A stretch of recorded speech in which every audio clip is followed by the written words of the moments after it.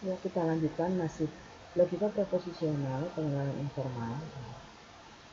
Definisinya, proposisi adalah kalimat deklaratif atau pernyataan yang memiliki hanya satu nilai kebenaran, yaitu benar atau salah saja, tetapi tidak keduanya. Proposisi yang bukan hasil kombinasi dari proposisi-proposisi disebut atom. Jika atom-atom dikombinasikan untuk memperoleh proposisi baru, maka diperlukan operator logika atau operator sambung yang dilambangkan dengan simbol yang pertama. Ini adalah not, ya. Ini simbol dari not atau negasi. Simbol lain adalah seperti ini. Kemudian ini saya terbalik ya. Ini adalah n atau konjungsi. Simbol lainnya adalah ini, lambang dan. Jadi n itu dan ya. Nanti penyambungnya dan. Ya. Kemudian or itu V ya, seperti V, ini adalah or atau disjungsi atau inclusive or. Kemudian plus dibuneri, ini adalah exclusive or atau ya, dibaca exclusive or. Kemudian ini tanah ya, tanah ke kanan. Ini ada implies atau implikasi ya, atau jika titik-titik maka titik-titik atau implikasi kondisional. Kemudian panah bolak-balik, ini adalah jika dan hanya jika atau bikondisional. Yang pertama, negasi atau not. Jika P sebarang proposisi pernyataan not P atau negasi B dari P akan bernilai false jika P bernilai true, dan sebaliknya ditulis dengan ini dibaca negasi P. Negasi disebut operator unary atau monadika dan akan digambarkan dengan tabel kebenaran sebagai berikut. Jika di sini ada P dan nilainya true false, maka ketika not P itu adalah false true. True menjadi false, false menjadi true ketika dinegasikan. Yang kedua adalah konjungsi atau conjunction ya, atau and. Konjungsi adalah suatu operator binary atau diadika atau diadik. Jika P dan Q suatu proposisi, pernyataan P and Q akan bernilai benar jika bernilai benar atau true jika dan hanya jika keduanya P dan Q mempunyai nilai kebenaran P. Ditulis dengan P and Q, jadi ini dibaca P dan Q atau P and Q, di mana operatornya terletak di antara kedua variabel tersebut dan mempunyai tabel kebenaran terlihat pada slide berikut. Ketika ada P, kemudian ada Q. Di sini hanya ada dua variabel. Maka di sini barisnya ada 2 pangkat n. Kemarin sudah waktu himpunan ya.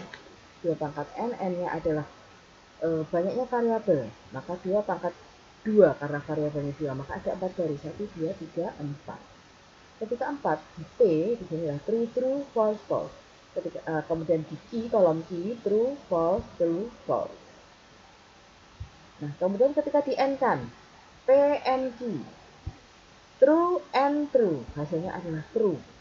True, false, true and false, hasilnya adalah false. False and true, hasilnya adalah false. False and false, hasilnya adalah false. Jadi, untuk P, N, Q bernilai benar, jadi N ya, untuk N ini bernilai benar jika dua-duanya true atau benar. Selain itu adalah salah. Nah, tabel kebenaran juga dapat disajikan dengan suatu bentuk dua dimensi sebagai berikut. Ini PNQ, kemudian sini true, false, P, true, false, Q. Nah, ketika di sini ini adalah P, di sini adalah Q ya.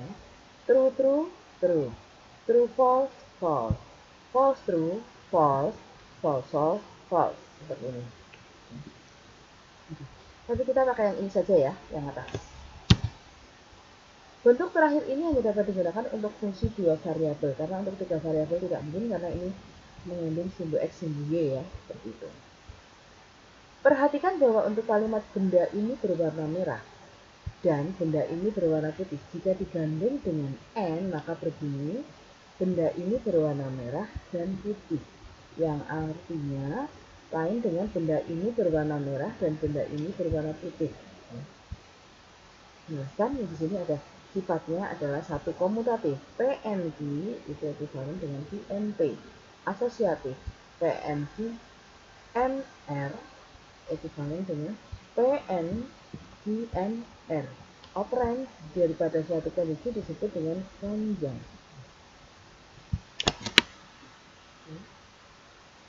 Ini bisa dijelaskan menggunakan tabel yang ini tadi. Kemudian disjungsi atau OR. Disjungsi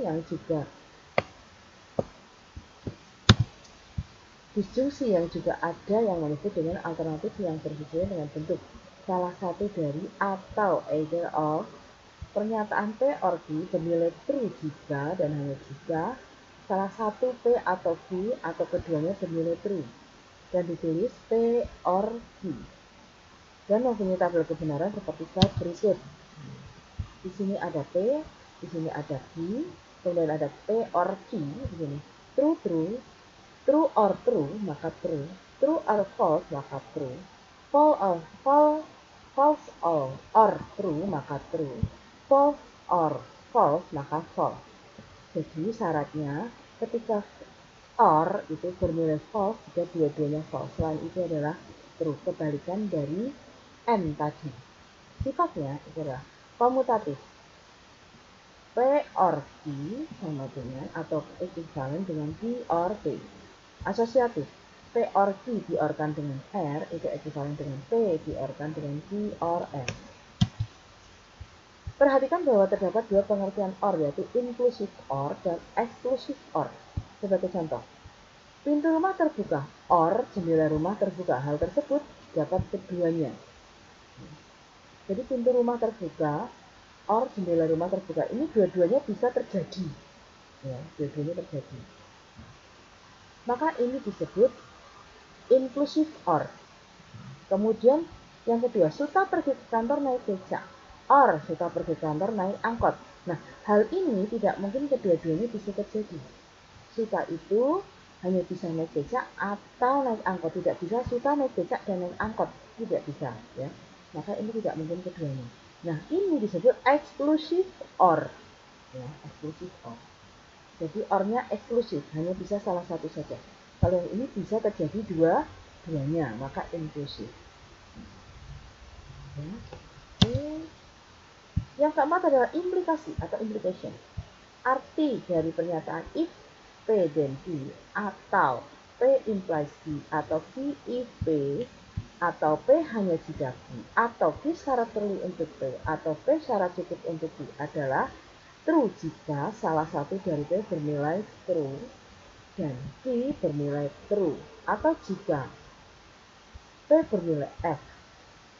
Jika tidak demikian, yaitu P bernilai true dan Q bernilai F, maka nilai F ditulis P implikasi Q.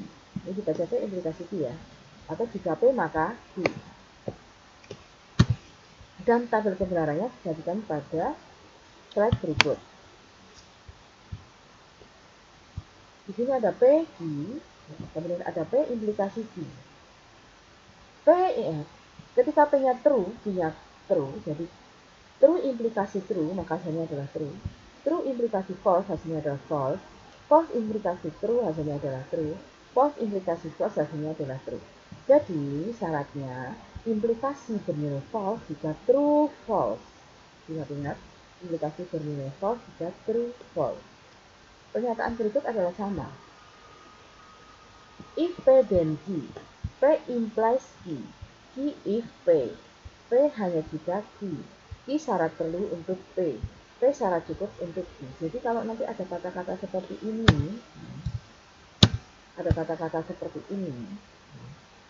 ini sama saja dengan P implikasi Q, sama, nilai artinya sama. Ya. Untuk penjelasan, maka perhatikan kalimat berikutnya. Jika Anita pergi ke luar negeri, maka ia mempunyai paspor. Penjelasannya adalah sebagai berikut. Jika Anita pergi ke luar negeri, ini true, karena Anita memang pergi ke luar negeri, dan ia mempunyai paspor, ini true, maka nilainya adalah true. True, Anita mempunyai paspor, ya, maka true. Jika Anita pergi ke luar negeri, Anita tadi pergi ke luar negeri ya, maka di sini pernyataan ini benar. Kemudian ia tidak mempunyai paspor, tapi Anita mempunyai paspor, maka pernyataan ini salah. True, false.